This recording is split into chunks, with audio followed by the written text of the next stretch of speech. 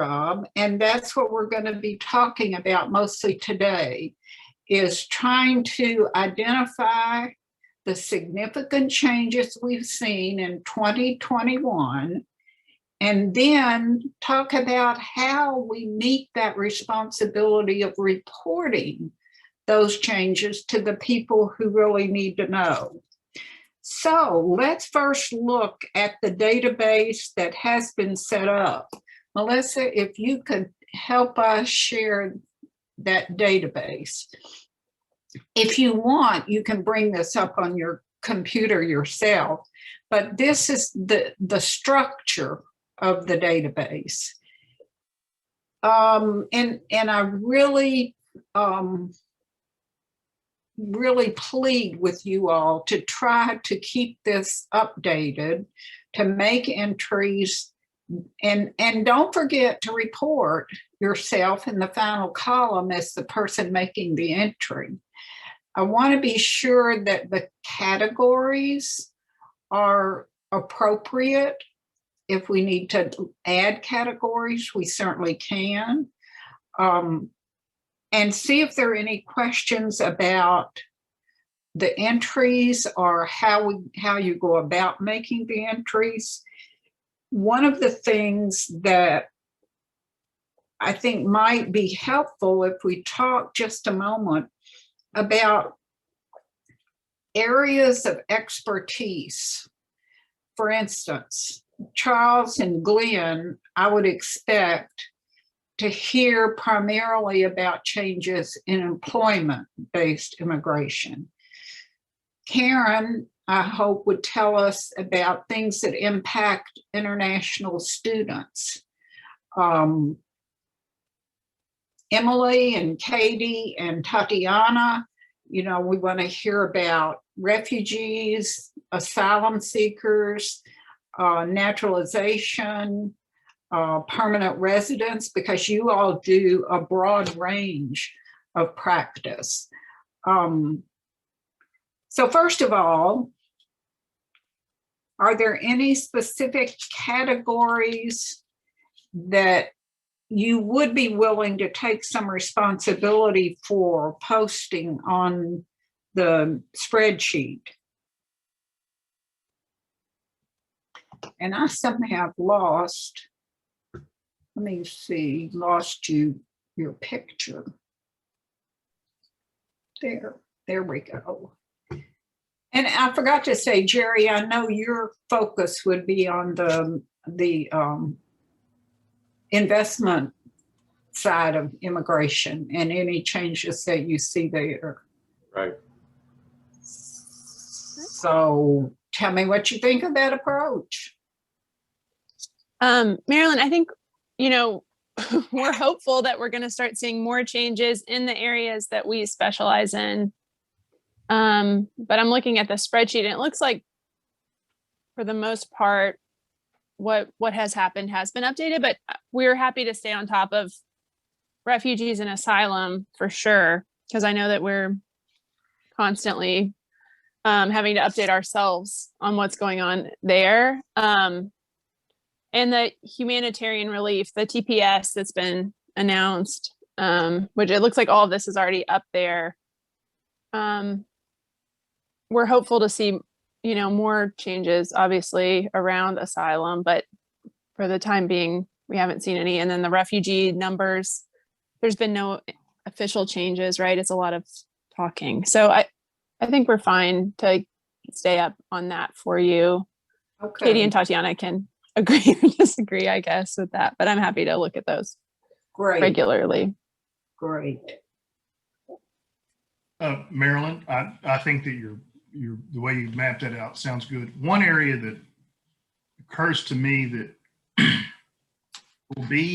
will continue to be relevant for the foreseeable future would be, international travel and consular processing that will cut across substantive areas. So the rules governing H&L visas will be partly impacted by some of the same rules that govern, some family immigration, immigrant visas, for example.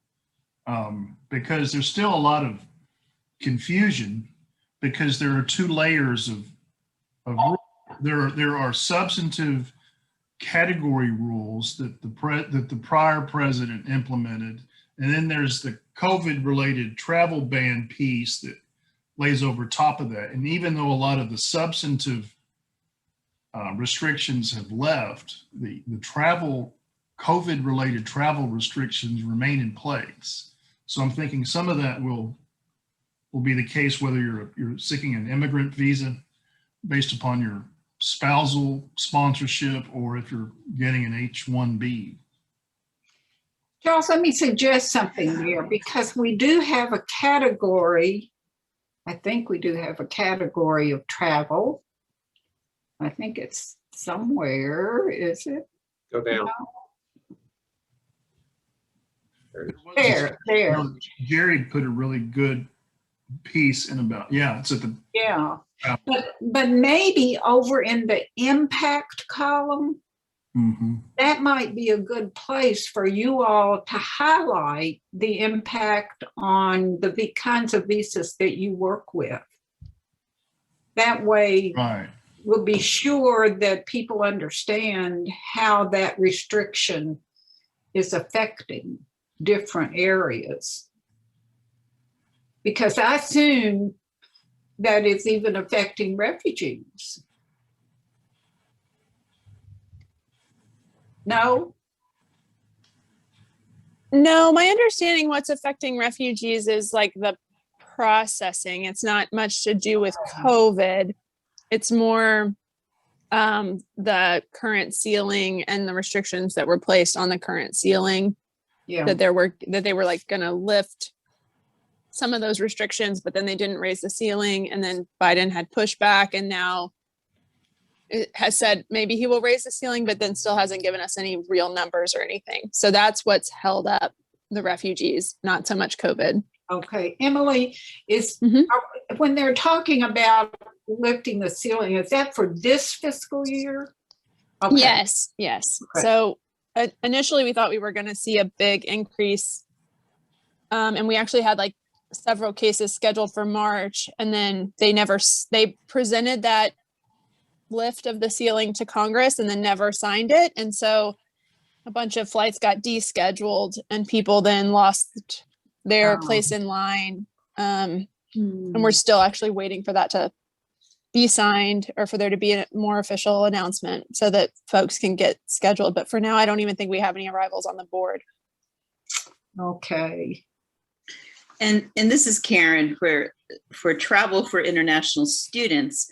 Of course, the big thing that, and I'm sorry, I haven't put it on here yet, is the national interest exemption for travel from China and Iran and Brazil that went into effect last week. So, international students from China will be able to travel if they have a visa.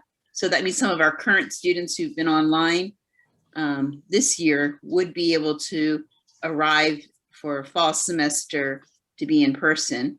Now, those who are coming for the first time are still needing to get appointments at consulates that are not opening as quickly as we would like in China. And, the backlog, you can imagine, is great. India just went, last week, has as a travel ban, but they just announced yesterday or over the weekend that the national interest exemption will be for India as well. So students who are coming on F1 visas will be able to get that national interest exemption.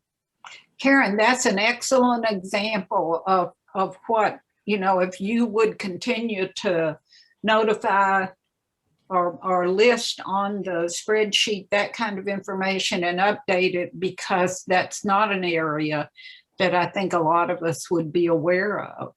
Do you want us to put a separate section for students? Well, I'm wondering, I thought did we not do that? No, we did not.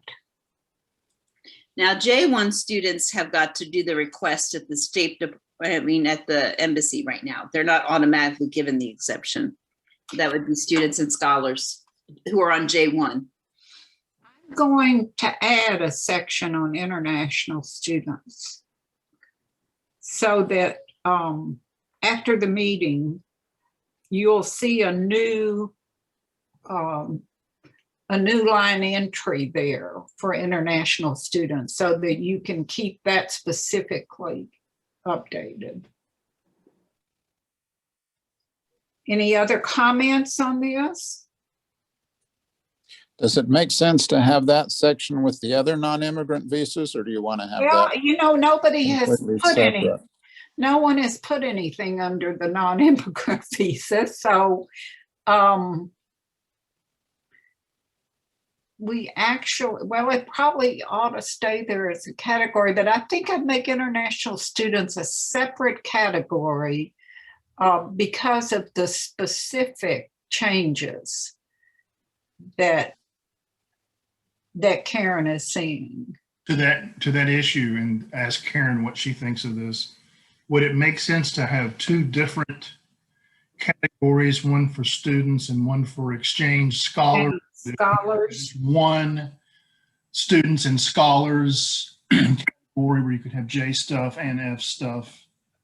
Good point. Karen, would that make sense to you? Yes, that would be fine. Okay, international students and scholars. That would be great. Okay, any other suggestions? Okay, I'm making an executive assumption that each of you will enter the changes that you're seeing in your areas of practice.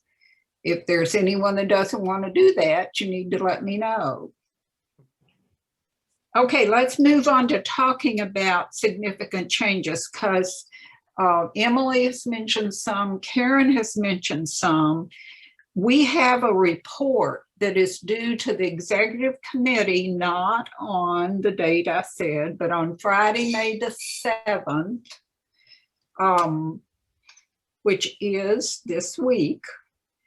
And what I'd like to ask is for each of you to do a paragraph, not a long dissertation, but a paragraph on the most significant changes that you have seen. Now, you know, give yourself enough room to have a little bit of a background and then explain the change and the impact that it's having. So if each of you could do that by this Thursday, send it to me. I will put that together in a report for the executive committee. Does anyone have an objection to that? One of the things that in discussing this with Diana and Nakangala is they were interested in being sure we identified the countries or the regions that were affected. So if you could also note that if your change does affect a particular region of the world or a particular country, be sure and mention that. And I think you'll see how that ties to the communication piece that we're going to talk about. So I would appreciate hearing from each of you by Thursday with some type of description of, and you know, there've been lots and lots of changes, but we're going to try to focus on the ones that you have seen as most significant in your area of activity. Any comments on that? Okay, then let's talk about the communication plan. Because the point of our doing the spreadsheet is so that we have a place we can gather the information, but we don't want to stop there. We want to communicate that information. Now, this, I haven't been able to get my arms around it, so I sure would appreciate any suggestions you have. We have a large list of recipients of our communications. Our communications go first to the executive committee of MIAAC.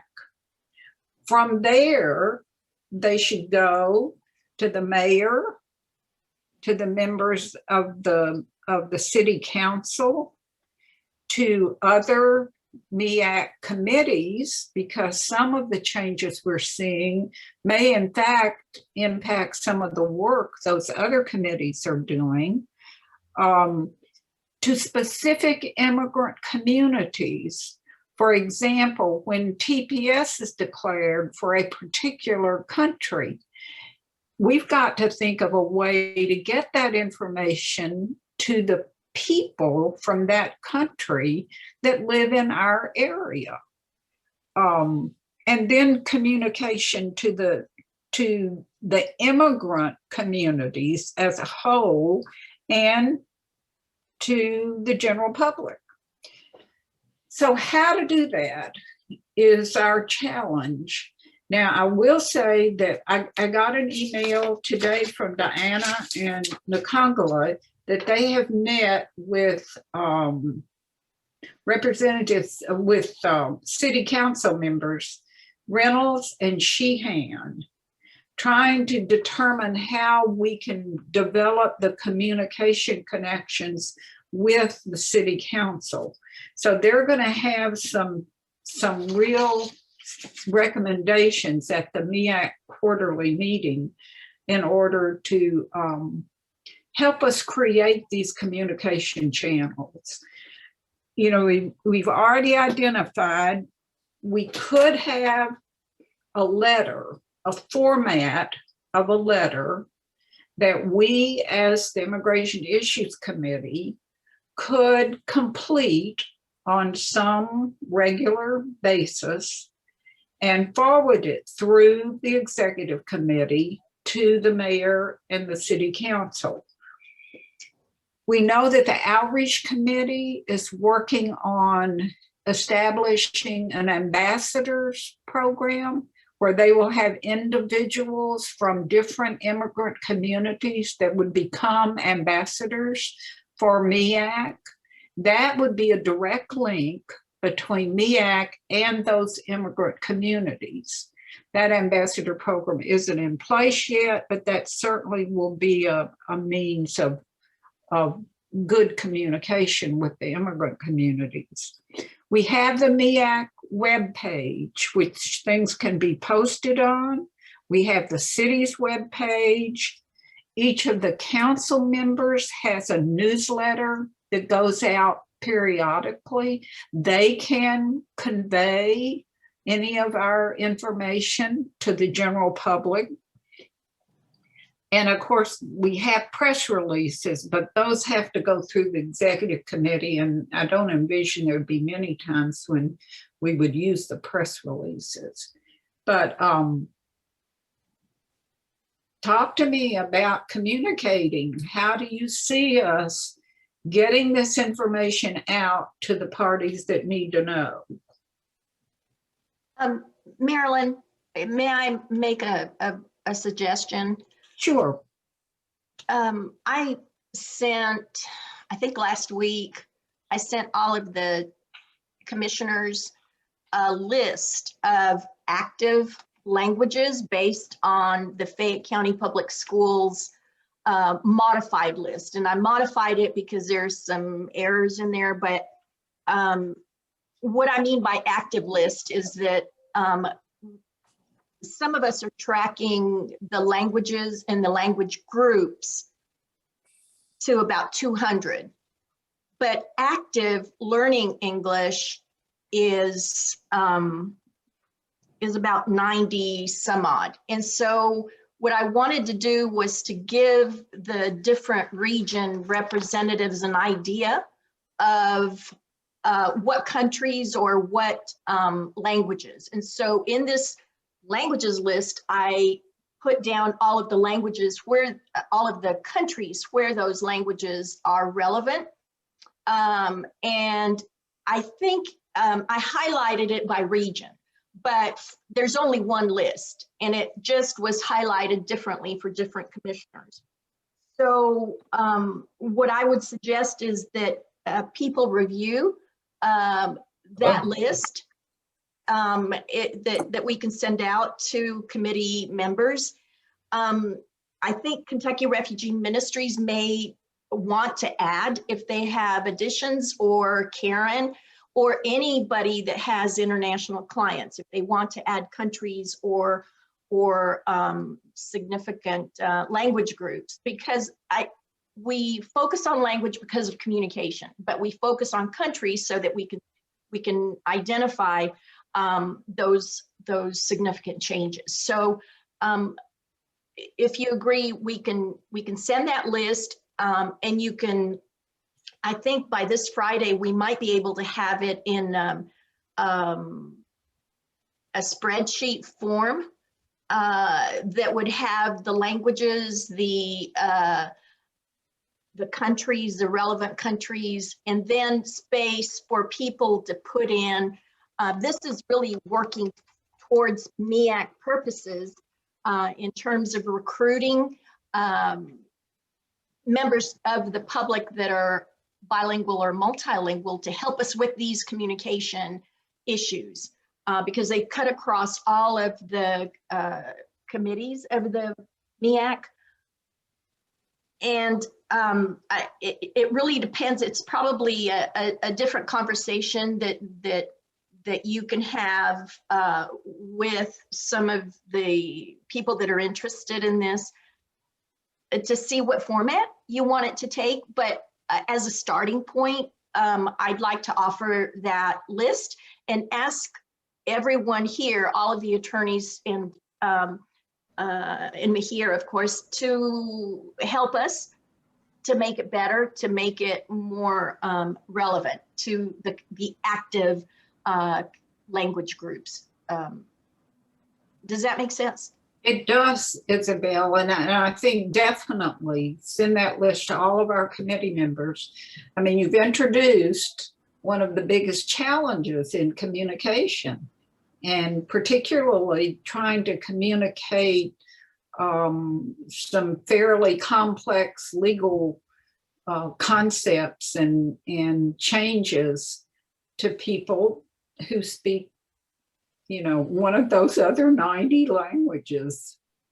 And I think that Emily and others from KRM can jump in here, but we know many people who are multilingual. They might speak 5 or 7 languages and be able to communicate to different community groups. But the starting point for working attorneys, I would imagine, would be speaking to your clients and to ask your clients to help spread the information. Quick question. What is the bandwidth on the people that you want to know about or track? Is it people who land in Fayette County? Is it Fayette County and surrounding other counties? Is it the state of Kentucky? What's the bandwidth? It's probably the best way to say would be Fayette County and surrounding areas. I mean, sometimes I think we may have issues that would reach beyond that, and communities we may want to contact beyond that. Isabel, would you agree with that? Absolutely. We have, I think in the mayor's office, we do a lot Kentucky-wide because we share information, we share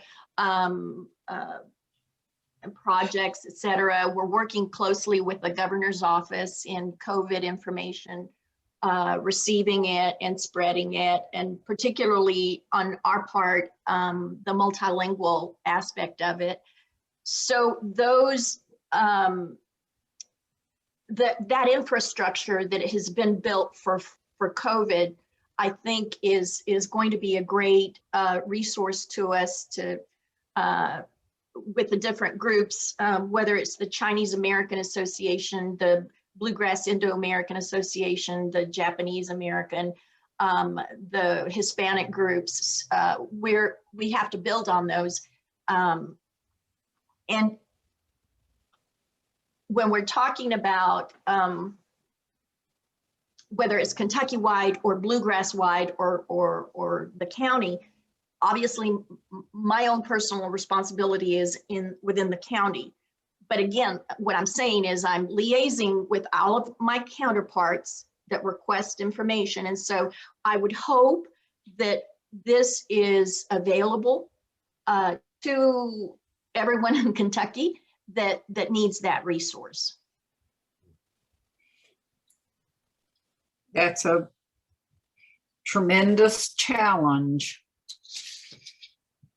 Any other comments on that?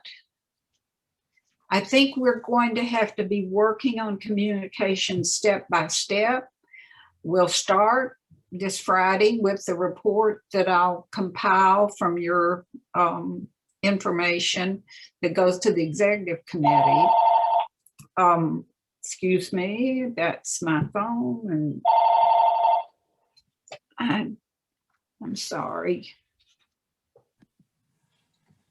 I do have one question Yes. about the communication. I was thinking through it, going to Jerry's question. I mean, ultimately, we are a board of people who are advising the mayor, who's the mayor of Lexington, Fayette County. And so I'm thinking that ultimately what we're wanting to do is to advise local leaders on things they need to be aware of. Right. So members of our community, issues that are growing. And so I'm thinking about like my topics and Glenn's topic. There have been some really big changes here in the past week, and I'm really excited about it, but I just don't think that Mayor Gorton is going to care much about some of these, right? There's not a whole lot that she would probably view would be within her purview to take action on. And it might not even affect some members of various communities for whom we need to get language developed. So I guess I need to be thinking about, in terms of the employment-based stuff, what of that stuff matters to the people who will benefit by this committee and this commission's work. One thing I could add on that, Charles, Diana and the Congolese, when they talked with the two city council members, they want to find a way to connect each of our committees to the city's committees that might use that information. And there certainly are a great many, and our own other committee on, help me. Outreach? No, on the Health? International Economic Development. That committee would need your information. So we need to know that we can get that information to that committee, and to, they will have contacts in the community as well. But it's very likely that there will be city government committees that are particularly interested in business and economic development that definitely need that. In fact, Charles, I'll put that down and maybe ask Diana to identify well, I guess we could just get a list of city committees and see which ones. Isabel, would that be on the website? Yeah, for instance, the economic development and workforce development is, Kevin Atkins is head of that, and Elodie Dickinson is workforce development in the mayor's office. So yes, there are some very relevant areas that you could inform them on. And remember that recruiting major corporations from around the world is a big part of the base of job creation here in Lexington. So it is something that I think, in my opinion, the mayor would want to know if there's relevant information that she should be aware of. Great. Does that make sense, Charles? It does. I'm just thinking that something that came out this week that was just really exciting for me is that, a lot of these companies that sponsor people for work visas, they need to get extensions occasionally. of their status. And under the prior administration, they announced a rule that said immigration was going to no longer give any deference to a previous approval. Just because we approved you 3 years ago for this category doesn't mean when we review it again now for what appears to be a routine extension that we're going to approve it again. And that's been a real problem. They use that as a way to just change the rules without saying they were changing the rules. And so last week, the Biden administration says we're getting rid of the Trump rule. We're going back to the old rule, which says we're going to give deference to prior approvals. And that's just really great news. That might not be something that anybody on the commission or the council or the mayor can make immediate use of. But a lot of our Japanese companies, for example, have been significantly worried about this because they've seen people that they have brought here for longer term assignments who are not getting extended. And now it would appear that they would be. Be sure your paragraph covers It that. does. Yeah. That's my main topic. Yeah. Because when we put it in the report, it's going to go these different places. We don't know always which parts of it would be relevant to any particular reader of it. But sure, that's an excellent example. Sorry, Glenn, that's my paragraph. You grab it. Okay, any other comments on that? We're just going to be working on it step by step, and our first step will be the end of this week with our report. Are there any other business matters that you'd like to bring up in the meeting?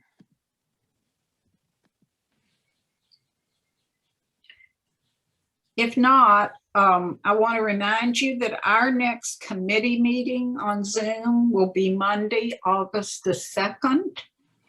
The next MIAAC meeting is May the 21st from 11 a.m. to 1 p.m. And every one of you is invited to that Zoom meeting. Charles and Karen and I are members of the commission, and so we will be in attendance, but you are always welcome to join those Zoom meetings and see what's going on with the different committees on the commission. So if I'm understanding, the to-do list for us is number one, everyone try to update the spreadsheet as often as possible. Number two, try to get a paragraph to me by Thursday of the most significant changes you've seen in your area since the beginning of 2021. Thirdly, Isabel's going to send all of us the language list, and you'll give feedback on any changes or additions or comments that you have on that. And fourthly, Isabel, could you get the list of city committees and send that to everyone? You're Are muted. you talking about the council committees or Yes. the administration committees Well, I didn't or know. divisions? I didn't because know there were. Okay, here we go. Melissa's already on top of this. Thank you, Melissa.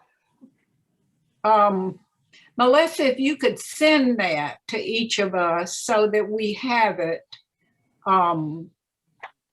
that would help. And I assume, yeah, where it says learn more, we can go down. You're on the government website, right? Yes. Okay.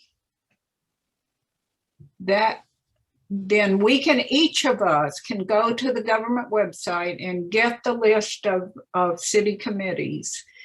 Now, those are council committees.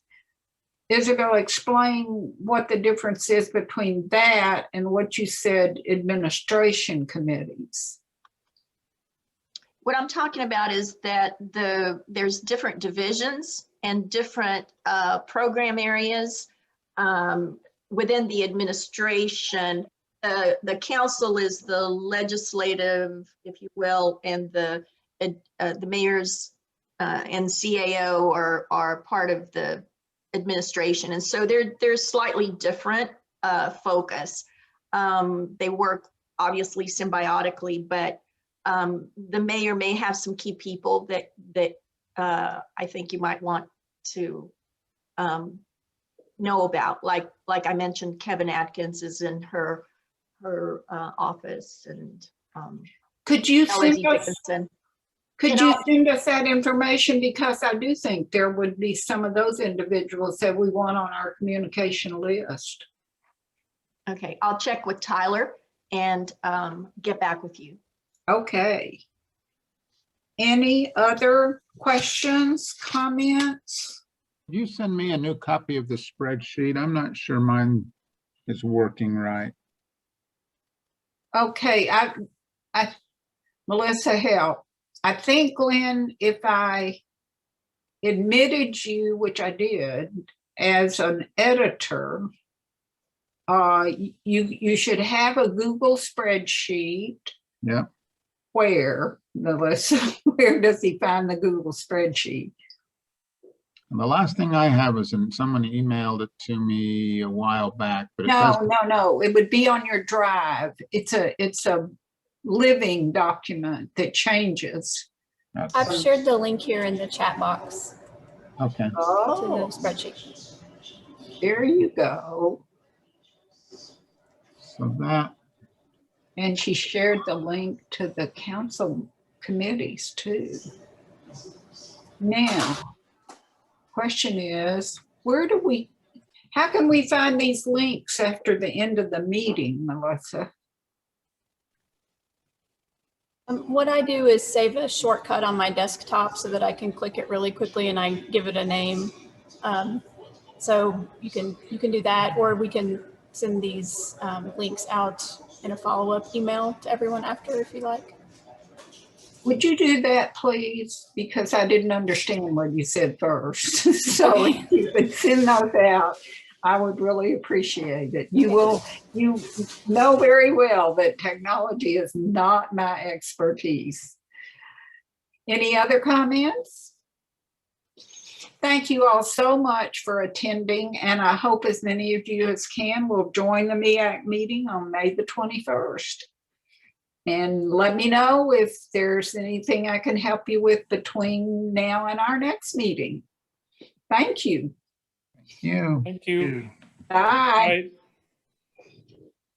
If we can figure out how we leave this meeting.